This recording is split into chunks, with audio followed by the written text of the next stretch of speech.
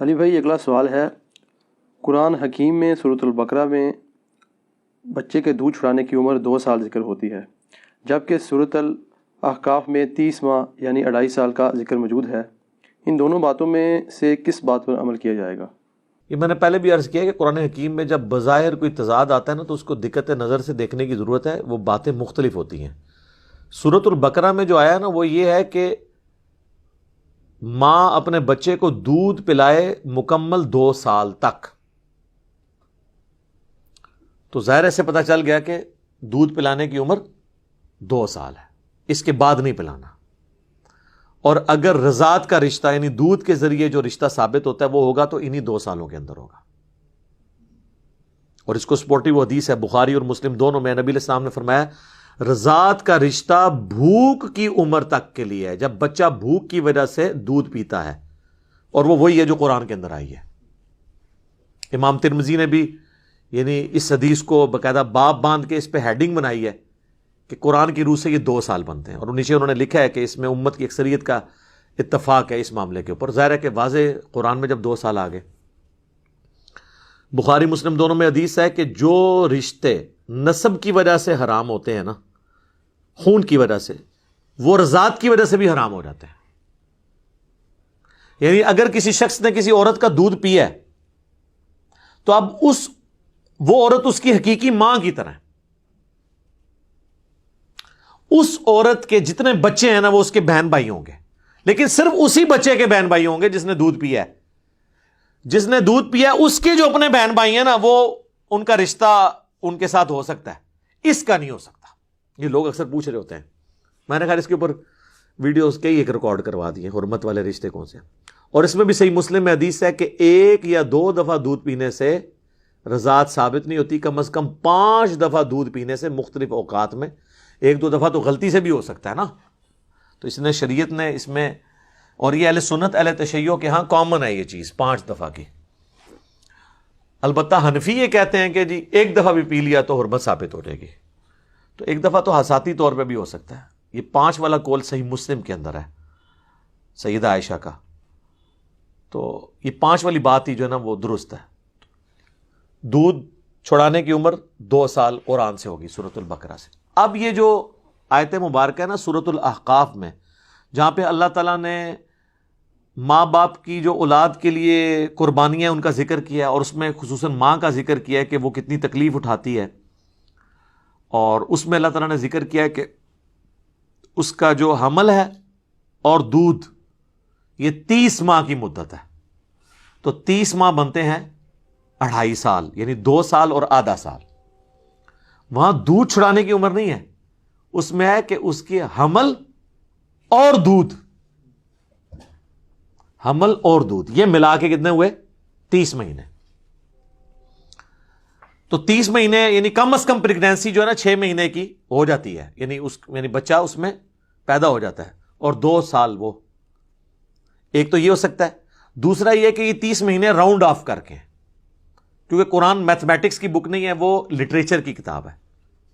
یعنی اگر میں آپ کو کہوں جی ٹائم کیا ہوا ہے 6:40 ہوئے ہوں تو آپ 6:40 نہیں کہیں گے، آپ کہیں گے جی 6:45 ہو گئے، راؤنڈ آف کر دیں گے نا۔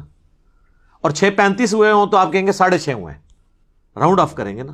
تو لٹریچر میں راؤنڈ آف کیا جاتا ہے۔ تو 33 مہینے ویسے ایگزیکٹ بنتے ہیں عموماً جو ہے، ویسے تو 6 مہینے کا بھی بچہ ہو جاتا ہے، لیکن 9 مہینے، تو 33 کو راؤنڈ آف کریں تو کیا بنتا ہے؟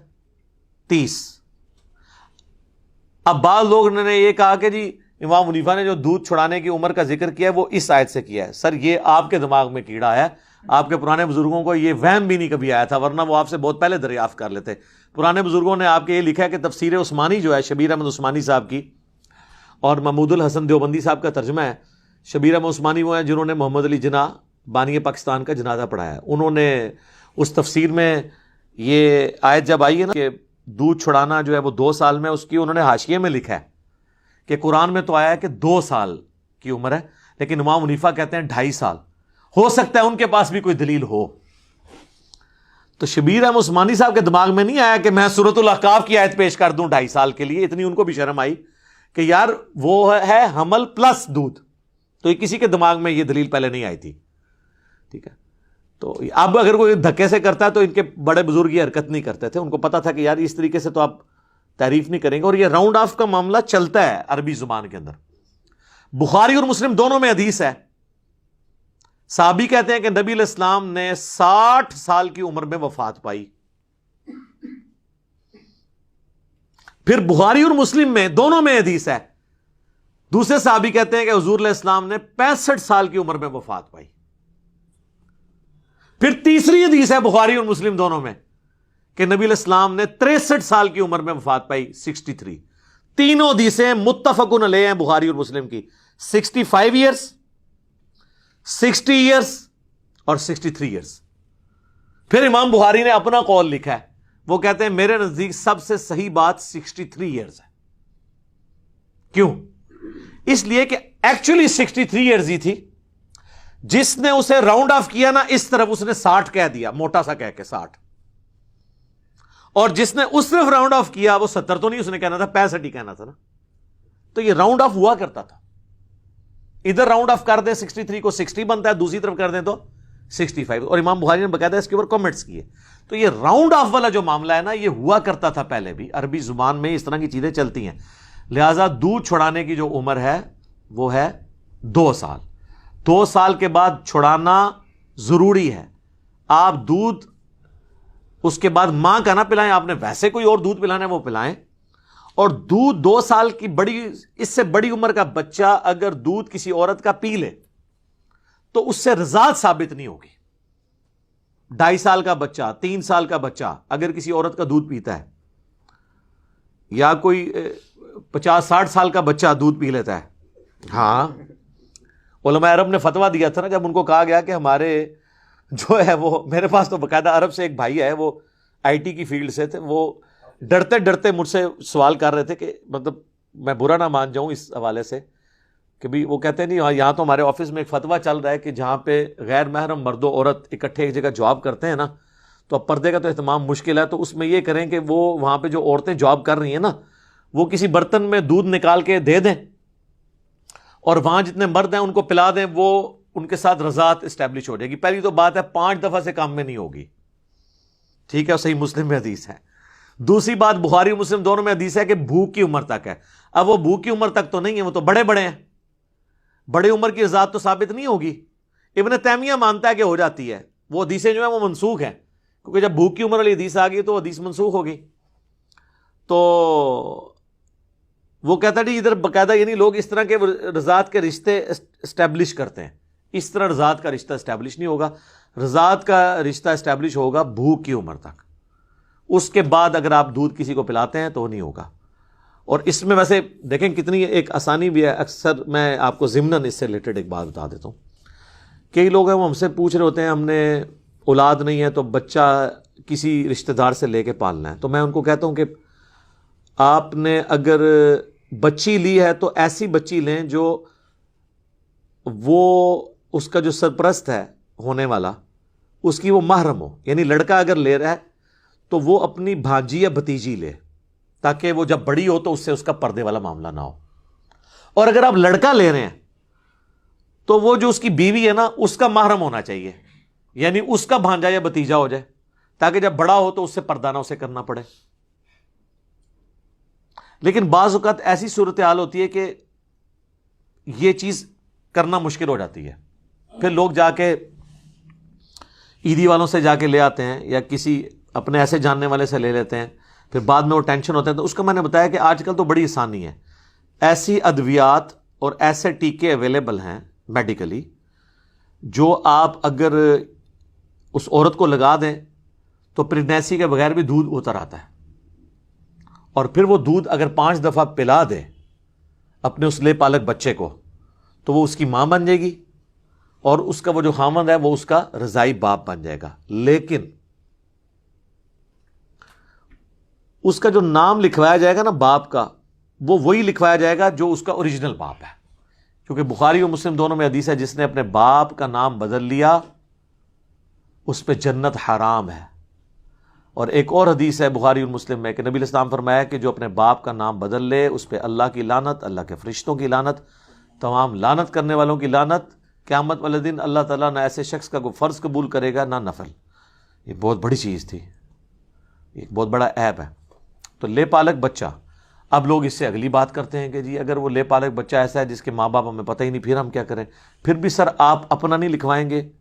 وہ اللہ تعالیٰ نے سورۃ الاحزاب میں فرما دیا کہ ایسے پھر لوگ جو ہے نا جن کے ماں باپ کلیئر نہیں ہے آپ کو, تو آپ کے دینی بھائی ہیں. یا آپ ایک سٹیپ آگے جائیں گے تو جس طرح آج کل این جی اوز ہیں تو وہ عیدی صاحب کا ہی نام لکھوا دیتے ہیں, اور لوگوں کو پتہ ہوتا ہے کہ عیدی صاحب کا اگر نام لکھا ہے تو یہ بگوٹن ان کی اولاد نہیں ہے بلکہ سرپرست کے حوالے سے, کیونکہ پھر بعد میں مسئلے کھڑے ہو جاتے ہیں نا, پھر وراثت کے ایشوز آ جاتے ہیں. اور بعض اوقات ہم نے دیکھا ہے لے پالک بچے تو وہ لے لیتے ہیں, کچھ عرصے بعد ان کی اپنی اولاد بھی ہو جاتی ہے, پھر وہ لے پالک بچے سے فوراً ہی ان کا سلوک بدل جاتا ہے. دیکھیں کیسی ظالم ہے یار انسان چیز. ویسے ابھی تک آنکھوں کا تارا ہوتا ہے تو, اور پھر وہ جو ہے نا وہ ان کو یہ ہو جاتا ہے کہ ہم اس کے نام سب کچھ لگا دیں. یہ اس طرح کے معاملات. اور سر میں آپ کو بتاؤں کتنے گورے ہیں جو اپنی اولاد اس لیے نہیں ہونے دیتے کہ وہ لے پالک بچے پالتے ہیں کہ یار ان کا کوئی نہیں ہے. اتنا حوصلہ ہے ان میں. اور یہ اوریجنل واقعات ہیں, میں آپ کو بتاؤں بندے کی آنکھوں میں آنسو آ جاتے ہیں کہ انہوں نے اپنی اولاد نہیں ہونے دی ہے صرف اس لیے کہ ہم لے پالک بچے پالیں گے کہ جن کا کوئی پرسان حال نہیں. وہ جا کے کسی یتیم خانے سے بچے لے آتے ہیں کہ یار ہمیں بچے ہی چاہیے نا تو ان کو پالیں گے. اور ہمارے مسلمانوں کا کیا حال ہے, بلکہ یہاں تو اپنی سگی اولاد میں اختلافات شروع ہو جاتے ہیں ماں باپ کے مرنے کے بعد. پتہ نہیں کیا تربیت ہوئی ہوتی ہے, یہ دنیا کی محبت ایسی غالب آ جاتی ہے کہ ایسے معاملات ہو جاتے ہیں. خیر اب یہ تو رونا شروع کریں تو کئی باتیں آگے آئیں گی. تو یہ جو دودھ پلانے کی عمر ہے یہ 2 سال تک ہی ہے. یہ جو قرآن میں لوگ کہتے ہیں نا بعض اوقات یہ تضاد ہے, یہ تضاد نہیں ہے میرے بھائی, یہ لٹریچر کی بک ہے. آپ نے دونوں چیزوں کو ایک جگہ جمع کر کے دیکھنا ہے. اسی والے سے جو پچھلا بھی کچھ کوسچنز پہلے آپ کا جو کوسچن تھا کہ جی وہ قرآن میں فرشتوں کو حکم ہوا تھا تو شیطان تو فرشتہ نہیں تھا تو اس نے سجدہ کیوں کرنا تھا, تو اس کو میں نے لہذا سے کلیئر اسی لیے کیا ہے کہ وہ اس میں شامل تھا, اور اس نے اس لیے نہیں کیا کہ فرشتہ نہیں تھا. وہ سورۃ الکہف میں آ گیا کان من الجن ففسق عن امر ربی, اگر فرشتہ ہوتا تو نافرمانی نہ ہوتا. فرشتوں میں اس لیے شامل تھا کہ تغلیب کے قاعدے کے تحت چونکہ سارے فرشتے تھے ان میں ایک جن تھا تو اللہ نے فرشتوں کو جنرل ذکر کیا. اور آپ کا وہم پھر مزید نکالا کہ اللہ نے شیطان سے پوچھا کہ تو نے کیوں نہیں سجدہ کیا, تو اس نے آگے یہ نہیں کہا کہ یا اللہ مجھے حکم نہیں تھا, بلکہ اس نے کیا کہا کہ میں نے اس لیے نہیں کیا کہ میں اس سے بہتر ہوں. اس نے اپنے گناہ کو جسٹیفائی کیا, شیطان مان گیا. اور جو اپنی غلطی کو مان لے وہ آدمی بن جاتا ہے. یہی آدمی اور شیطان میں فرق ہے. ٹھیک ہو گیا جی, جزاکم اللہ خیر.